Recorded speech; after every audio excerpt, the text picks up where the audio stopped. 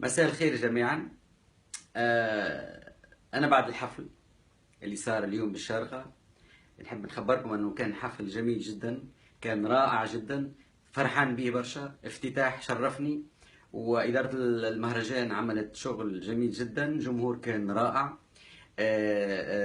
تداول في صفحات التواصل الاجتماعي أنه وقع الاعتداء علي وعلى إدارة أعمالي. نحب نخبركم أنه ما صار حتى شيء، لكن صارت حالة في آخر الحفل، في لما أنا سلمت على الناس وماشي للكواليس.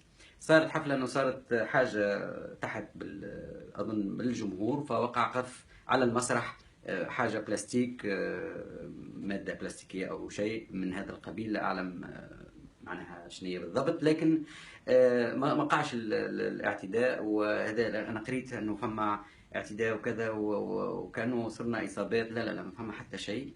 الشخص هذايا او الاشخاص هذوما مش اخذوهم الامن، والامن يحقق معهم امورهم هذه طبعا. ما ندخلوش فيها، لكن نحب نطمنكم انه ما صار علي شيء، وانا صح سالم، وانا امامكم نحكي معكم. ونحب نوجه تحية كبيرة للشعب الإماراتي، نحب نوجه تحية كبيرة للجمهور العربي الكبير اللي كان موجود، توانسة أو كل البلدان العربية. فرحت برشا أنه كنت موجود في هذا المهرجان الجميل، وإن شاء الله كذلك في الليالي الجاية تكون سهرات حلوة برشا.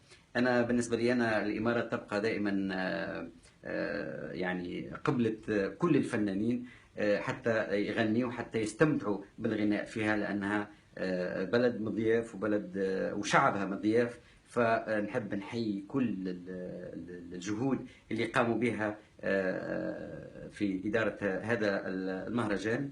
ونتلاقاو إن شاء الله في حفلات أخرى، ونشكركم على تفاعلكم وحبكم لي. أنا بخير والحمد لله، ما فما حتى شيء صار.